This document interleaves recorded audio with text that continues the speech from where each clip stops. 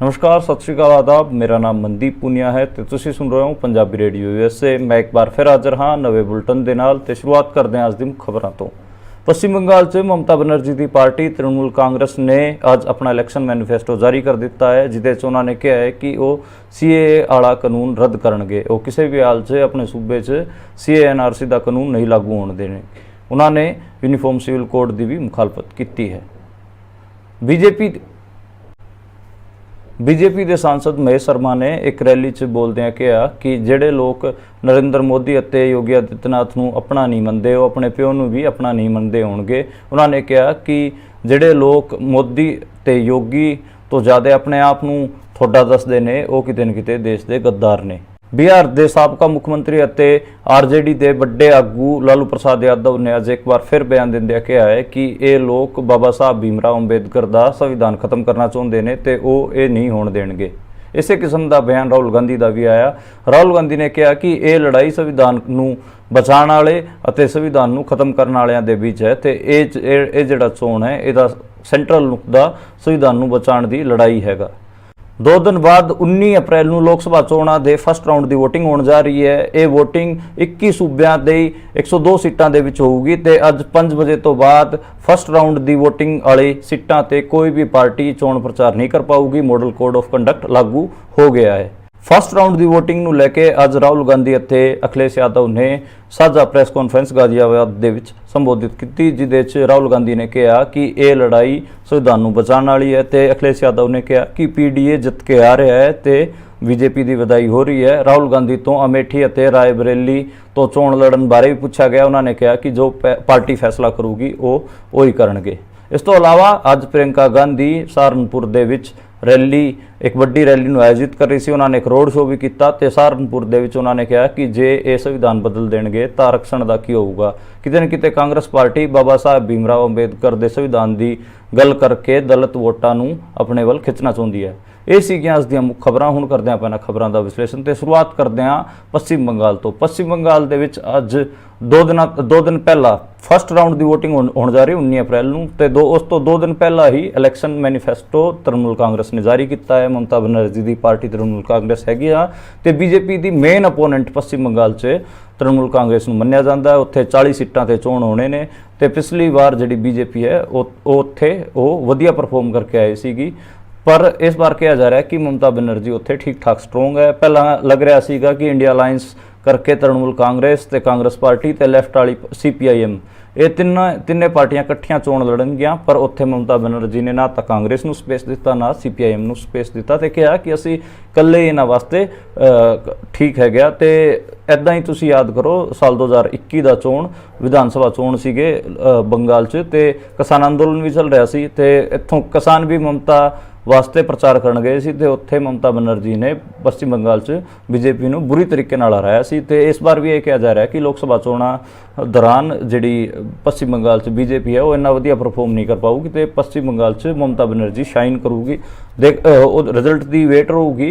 तो इस करके जिहड़ा ये इलैक्शन मैनीफेस्टो उन्होंने जारी किया उहदे च जिहड़ा प्राइमरी नुकता है वो मुसलमानों की वोटां नूं रिझाण का नुकता हैगा। ममता बनर्जी ने कहा है कि वो किसी भी सूरत च CAA-NRC पश्चिम बंगाल च लागू नहीं होने देंगे। तो जे उन्हां दी सरकार केंद्र च बनी तो वो CAA-NRC कानून रद्द करनगे। उन्होंने यूनीफॉर्म सिविल कोड पर भी हमला बोलिया।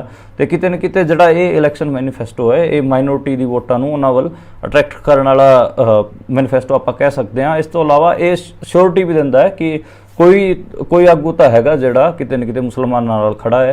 तो ममता बनर्जी जिन्ने वधिया तरीके नाल मुसलमानां नाल खड़े हुंदे ने, बाकी सूबियां दे जिहड़े होर आगू हैगे वो इन्ने चंगे तरीके नाल नहीं खड़े हो पाते।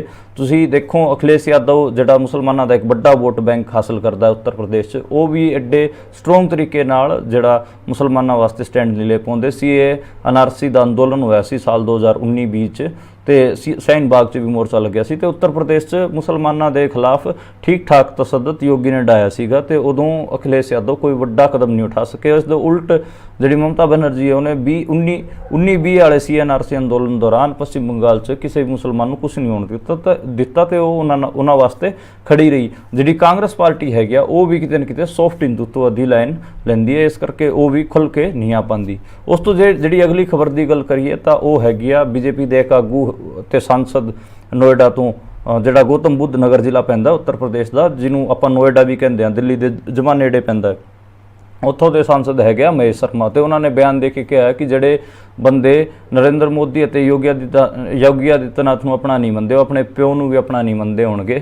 ਤੇ ਉਹਨਾਂ ਨੇ ਕਿਹਾ ਕਿ ਜਿਹੜੇ ਆਪਣੇ ਆਪ ਨੂੰ ਮੋਦੀ ਤੇ ਯੋਗੀ ਤੋਂ ਵੀ ਜ਼ਿਆਦਾ ਨੇੜੇ ਆਪਣੇ ਆਪ ਨੂੰ ਤੁਹਾਡੇ ਦੱਸਦੇ ਨੇ, ਉਹ ਦੇਸ਼ ਦੇ ਗੱਦਾਰ ਹੈਗੇ ਆ। ਇਸ ਜਿਹੜੀ ਉਹਨਾਂ ਦੀ ਇਹ ਵੀਡੀਓ ਖਾਸੀ ਵਾਇਰਲ ਹੋ ਰਹੀ ਹੈ। ਲੋਕ ਇਲੈਕਸ਼ਨ ਕਮਿਸ਼ਨ ਨੂੰ ਟੈਗ ਕਰ ਰਹੇ ਨੇ ਤੇ ਕਹਿ ਰਹੇ ਨੇ ਕਿ ਦੇਖੋ, ਜਿਹੜਾ ਹੀ ਬੰਦਾ ਲੋਕਾਂ ਨਾਲ ਕਨੈਕਟ ਕਰਨ ਨੂੰ ਫਿਰਦਾ ਹੈਗਾ ਜਾਂ ਫਿਰ ਲੋਕਾਂ ਤੋਂ ਵੋਟ ਲੈਣ ਨੂੰ ਫਿਰਦਾ ਹੈ, ਉਹਨੂੰ ਤਾਂ ਇਹ ਦੇਸ਼ ਦੇ ਗੱਦਾਰ ਕਹਿ ਰਹੇ ਹੈਗੇ ਤੇ ਯੋਗੀ ਤੇ ਮੋਦੀ ਨੂੰ ਪਿਓ ਤੋਂ ਵੀ ਵੱਡਾ ਦਰਜਾ ਦੇ ਰਹੇ ਨੇ। ਤੇ ਇਲੈਕਸ਼ਨ ਜਿਹੜੇ ਕਮਿਸ਼ਨ ਹੈ ਹਜੇ ਤੱਕ ਉਹਨਾਂ ਨੇ ਮਹੇਸ਼ ਸ਼ਰਮਾ ਤੇ ਕਿਸੇ ਵੀ ਕਿਸਮ ਦਾ ਕੋਈ ਕਾਰਵਾਈ ਨਹੀਂ ਕੀਤੀ ਹੈ। ਤੇ ਲੋਕਾਂ 'ਚ ਇੰਡੀਆ 'ਚ ਖਾਸੀ ਇਹ ਵੀਡੀਓ ਵਾਇਰਲ ਹੋ ਰਹੀ ਹੈ। ਲੋਕ ਹੱਸ ਵੀ ਰਹੇ ਨੇ, ਟਰੋਲ ਵੀ ਕਰ ਰਹੇ ਨੇ BJP ਵਾਲਿਆਂ ਨੂੰ, ਦੇਖੋ ਤੁਸੀਂ ਮੋਦੀ ਤੇ ਯੋਗੀ ਨੂੰ ਆਪਣੇ ਪਿਓਆਂ ਤੋਂ ਵੀ ਵੱਡਾ ਬਣਾ ਰਹੇ ਹੋ।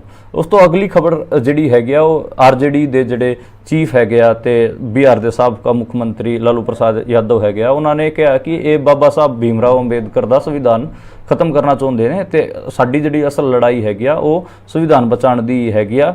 ਤੇ ਕਿਤੇ ਨਾ ਕਿਤੇ ਜਿਹੜੀ ਕਾਂਗਰਸ ਪਾਰਟੀ ਵੀ ਹੈ ਉਹ ਵੀ ਵਾਰ-ਵਾਰ ਇਹੀ ਕਹਿ ਰਹੀ ਹੈ ਕਿ ਇਹ ਬਾਬਾ ਸਾਹਿਬ ਭੀਮ ਰਾਓ ਅੰਬੇਦਕਰ ਦਾ ਸੰਵਿਧਾਨ ਖਤਮ ਕਰਨਾ ਚਾਹੁੰਦੇ ਨੇ। ਰਾਹੁਲ ਗਾਂਧੀ ਨੇ ਵੀ ਜਿਹੜੀ ਅਖਿਲੇਸ਼ ਯਾਦਵ ਨਾਲ ਗਾਜ਼ੀਆਬਾਦ 'ਚ ਪ੍ਰੈਸ ਕਾਨਫਰੰਸ ਸੀਗੀ, ਉਹਦੇ 'ਚ ਵੀ ਇਹੀ ਕਿਹਾ ਕਿ ਅਸੀਂ ਜਿਹੜਾ ਹੈਗਾ ਸੰਵਿਧਾਨ ਬਚਾਉਣ ਵਾਲੇ ਹੈਗੇ, ਉਹ ਤੋੜਨ ਵਾਲੇ ਹੈਗਾ ਤੇ ਇਹ ਜਿਹੜਾ ਚੋਣ ਹੈਗਾ ਇਹ ਸੰਵਿਧਾਨ ਬਚਾਉਣ ਵਾਲੇ ਆ ਵਰਸਸ ਸੰਵਿਧਾਨ ਨੂੰ ਖਤਮ ਕਰਨ ਵਾਲੇ ਆ ਵਰਸਸ ਹੈਗਾ। ਤੇ ਉੱਥੇ ਚਲੋ ਇਹ ਤਾਂ ਉਹਨਾਂ ਦਾ ਨੁਕਤਾ ਹੋ ਗਿਆ ਪ੍ਰਾਇਮਰੀ। ਤੇ ਬਾਬਾ ਸਾਹਿਬ ਅੰਬੇਦਕਰ ਸੰਵਿਧਾਨ ਬਾਰ-ਬਾਰ ਗੱਲ ਕਰਕੇ ਕਿਤੇ ਨਾ ਕਿਤੇ ਜਿਹੜਾ ਅਪੋਜੀਸ਼ਨ ਹੈਗਾ ਉਹ ਦਲਿਤਾਂ ਦੀ ਵੋਟ ਅਟਰੈਕਟ ਕਰਨਾ ਚਾਹੁੰਦਾ ਹੈਗਾ, ਕਿਉਂਕਿ ਜਿਹੜੀ ਅੰਬੇਡਕਰਾਈਟ ਫੋਰਸਿਸ ਹੈਗੇ ਆ ਇੰਡੀਆ 'ਚ ਜਿਹੜੇ ਦਲਿਤਾਂ ਦੇ ਅੰਦਰ ਕੰਮ ਕਰਦੀਆਂ ਨੇ, ਉਹਨਾਂ ਨੇ ਸੰਵਿਧਾਨ ਨੂੰ ਇੱਕ ਹਿਸਾਬ ਨਾਲ ਜਿਹੜਾ ਗੀਤਾ, ਕੁਰਾਨ, ਹੋਰ ਜਿਹੜੇ ਧਾਰਮਿਕ ਗ੍ਰੰਥ ਹੈਗੇ ਉਹਨਾਂ ਤੋਂ ਵੀ ਵੱਡਾ ਬਣਾ ਰੱਖਿਆ ਤੇ ਕਹਿ ਰੱਖਿਆ ਕਿ ਜਿਹੜੀ ਦਲਿਤਾਂ ਵਾਸਤੇ ਇੱਥੇ ਕੋਈ ਆਜ਼ਾਦੀ ਆਈ ਹੈ, ਜੇ ਕੋਈ ਆਜ਼ਾਦੀ ਦੀ ਮਾਇਨੇ ਹੈਗੇ ਤਾਂ ਉਹ ਸੰਵਿਧਾਨ ਕਰਕੇ ਆਏ ਨੇ ਤੇ ਬਾਬਾ ਸਾਹਿਬ ਭੀਮ ਰਾਓ ਅੰਬੇਦਕਰ ਕਰਕੇ ਆਏ ਨੇ। ਤੇ ਇਸੇ ਕਰਕੇ ਜਿਹੜੀ ਕਾਂਗਰਸ ਪਾਰਟੀ ਹੈਗੀ ਆ, ਆਪੋਜੀਸ਼ਨ ਹੈਗੀ ਆ, ਉਹ ਸੰਵਿਧਾਨ ਨੂੰ ਵੱਡਾ ਮੁੱਦਾ ਬਣਾ ਰਹੇ ਨੇ ਤਾਂ ਕਿ ਜਿਹੜੇ ਦਲਿਤਾਂ ਦੀ ਵੋਟ ਹੈਗੀ ਆ ਉਹਨਾਂ ਨੂੰ ਇੱਕ ਮੁਸ਼ਤ ਪੈ ਸਕੇ।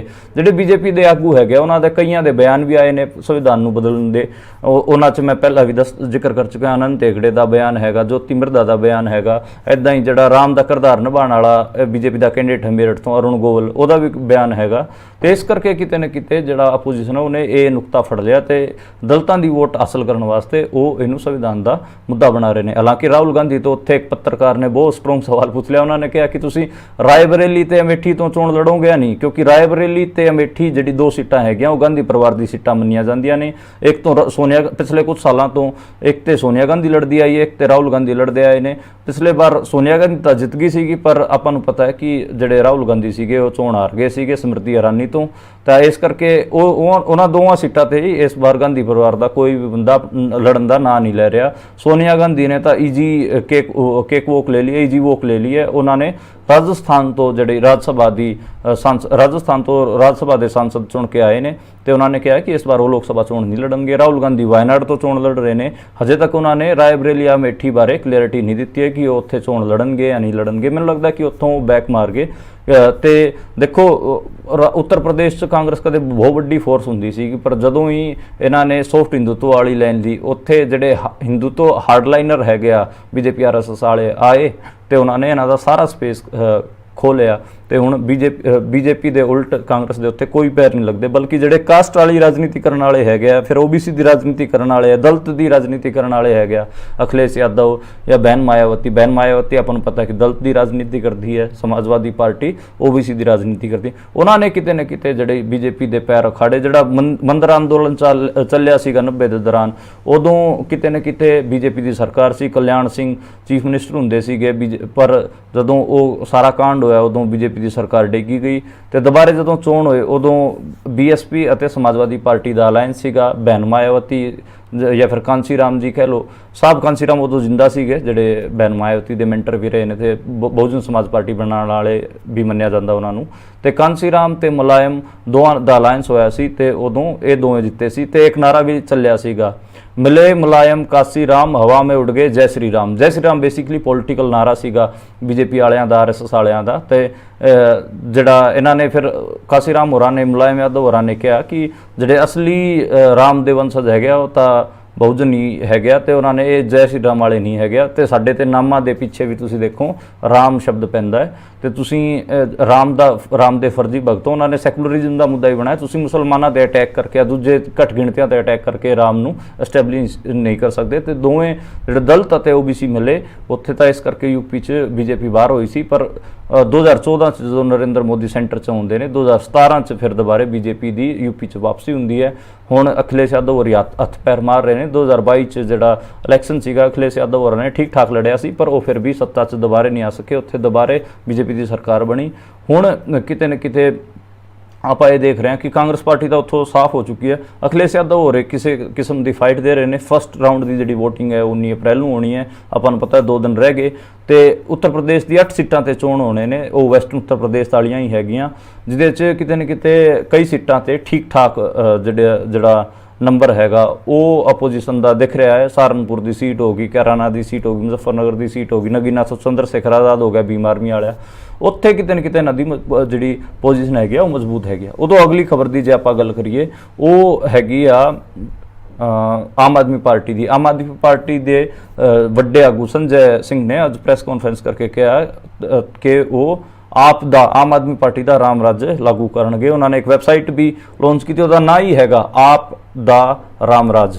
ਤੇ ਉਹਨਾਂ ਨੇ ਕਿਹਾ ਕਿ ਅਰਵਿੰਦ ਕੇਜਰੀਵਾਲ ਨੂੰ ਇਹਨਾਂ ਨੇ ਜੇਲ੍ਹ 'ਚ ਠੱਲ ਰੱਖਿਆ, ਪਰ ਜਿਹੜਾ ਸਾਡਾ ਕੰਮ ਹੈਗਾ ਉਹ ਰਾਮ ਰਾਜ ਜਿਵੇਂ ਹੁੰਦਾ ਸੀਗਾ, ਜਿਵੇਂ ਗਾਂਧੀ ਨੇ ਵੀ ਕਿਹਾ ਸੀ ਰਾਮ ਰਾਜ ਬਾਰੇ, ਉੱਦਾਂ ਦਾ ਹੀ ਹੈਗਾ। ਤੇ ਅਸੀਂ ਜੇ ਆ ਗਏ ਤੇ ਅਸੀਂ ਆਮ ਆਦਮੀ ਪਾਰਟੀ ਦਾ ਰਾਮ ਰਾਜ ਬਣਾਵਾਂਗੇ। ਕਿਤੇ ਨਾ ਕਿਤੇ ਜਿਹੜੀ ਆਮ ਆਦਮੀ ਪਾਰਟੀ ਹੈਗੀ ਆ ਉਹ ਵੀ ਰਾਮ ਮੰਦਰ ਵਾਲੇ ਮਾਮਲੇ ਤੋਂ ਬਾਅਦ ਰਾਮ ਮੰਦਰ ਦੀ ਹੀ ਪੋਲਿਟਿਕਸ ਦੇ ਨੇੜੇ ਤੇੜੇ ਜਾ ਕੇ ਪੋਲਿਟਿਕਸ ਕਰਦੀ ਹੈ, ਸੌਫਟ ਹਿੰਦੂਤਵ ਦੀ ਪੋਲਿਟਿਕਸ ਕਰਦੀ ਹੈ। ਇਹ ਵੀ ਆਪਾਂ ਨੂੰ ਪਤਾ ਹੈ, ਜਿਵੇਂ ਕਾਂਗਰਸ 80-90 ਦੇ ਵਿੱਚ ਕਰਦੀ ਸੀਗੀ। 80 ਦੇ ਵਿੱਚ ਤੁਸੀਂ ਯਾਦ ਕਰੋ ਰਾਜੀਵ ਗਾਂਧੀ ਕਿਵੇਂ ਮਾਈਨੋਰਟੀਜ਼ ਨੂੰ ਹੇਟ ਕਰਦੇ ਸੀਗੇ ਤੇ ਉਹ ਕਿਵੇਂ ਉਹਨਾਂ ਨੇ ਮੁਸਲਿਮ ਤੁਸ਼ਟੀਕਰਨ ਵੀ ਕੀਤਾ। ਉਸ ਤੋਂ ਇਲਾਵਾ ਸਿੱਖਾਂ ਤੇ ਹਮਲੇ ਵੀ ਹੋਏ ਉਹਨਾਂ ਦੀ ਇੱਕ ਸਟੇਟਮੈਂਟ ਤੋਂ ਬਾਅਦ।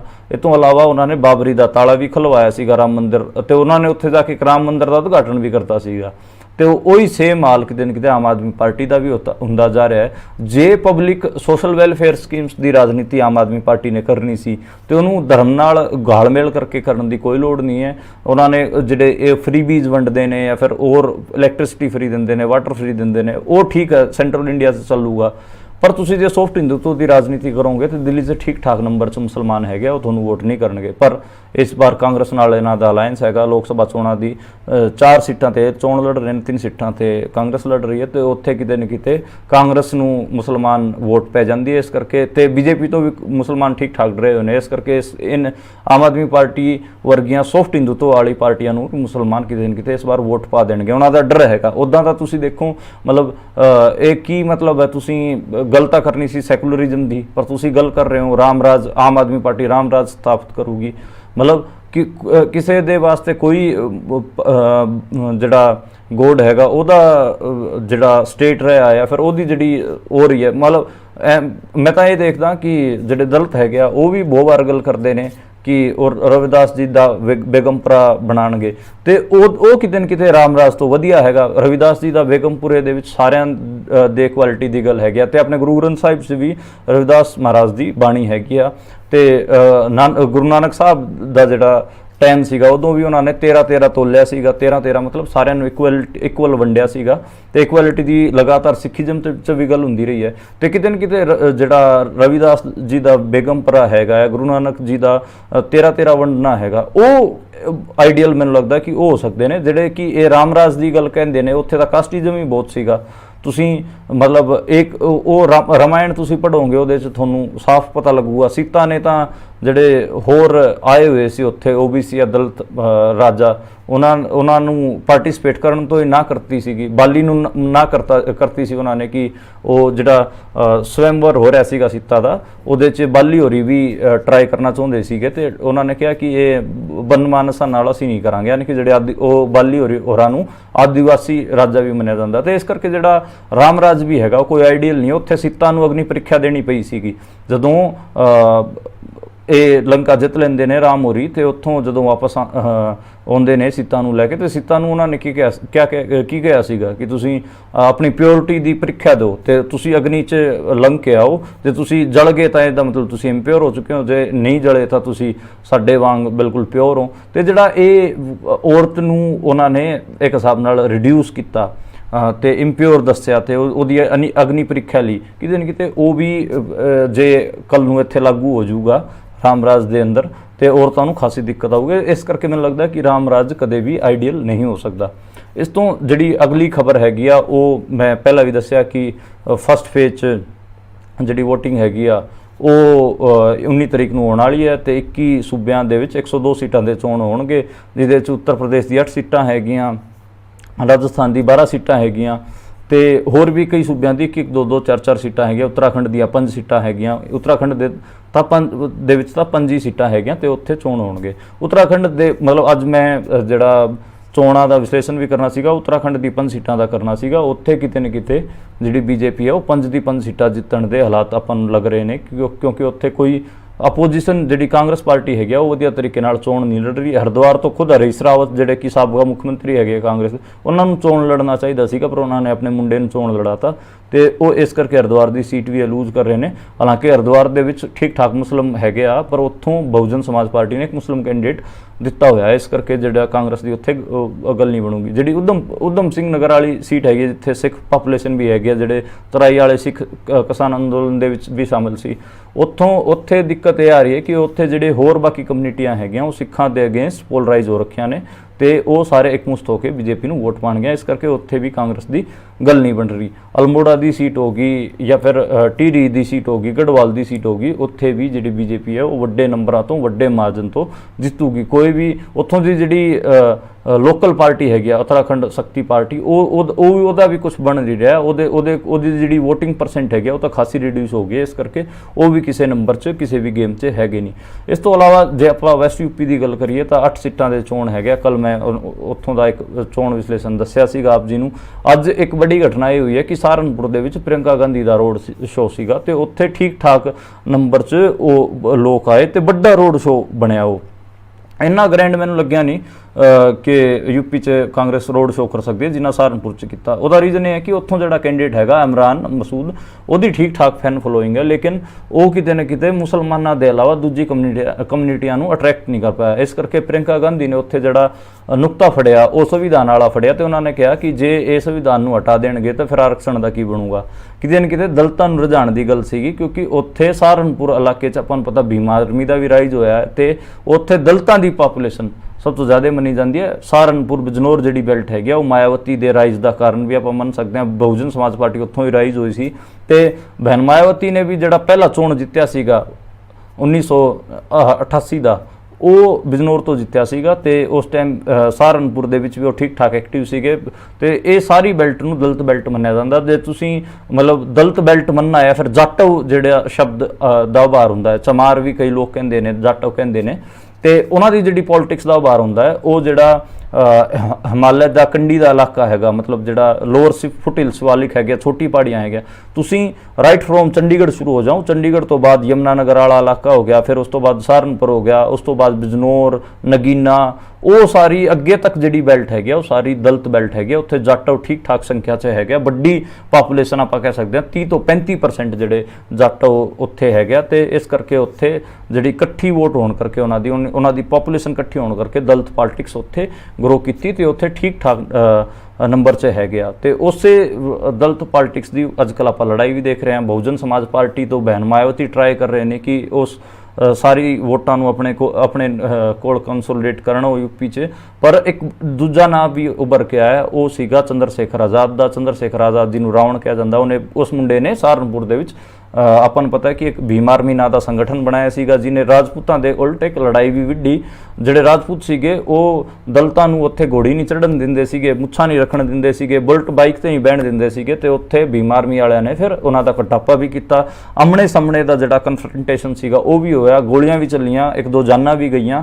ਜਿਹੜਾ ਭੀਮ ਆਰਮੀ ਵਾਲਾ ਮੁੰਡਾ ਹੈਗਾ ਚੰਦਰ ਸ਼ੇਖਰ ਆਜ਼ਾਦ, ਉਹਨੂੰ ਜੇਲ੍ਹ ਵੀ ਹੋਈ, NSA ਉਹਦੇ ਤੇ ਲਾਇਆ ਗਿਆ, ਉਹ 19 ਮਹੀਨੇ ਜੇਲ੍ਹ 'ਚ ਰਿਹਾ, ਤਿਹਾੜ ਜੇਲ੍ਹ 'ਚ ਬੰਦ ਰਿਹਾ। ਉਸ ਤੋਂ ਬਾਅਦ ਜਦੋਂ ਉਹ ਬਾਹਰ ਆਇਆ ਤਾਂ ਫਿਰ ਉਹ ਦਲਿਤ ਮੁੰਡਿਆਂ ਦਾ ਇੱਕ ਕਲਟ ਫਿਗਰ ਬਣ ਗਿਆ। ਉਹ ਐਦਾਂ ਵਧੀਆ ਮੁੱਛਾਂ ਰੱਖਦਾ ਹੈਗਾ, ਐਦਾਂ ਮੁੱਛਾਂ ਤੇ ਮਰੋੜੇ ਵੀ ਦੇ ਕੇ ਰੱਖਦਾ ਹੈਗਾ।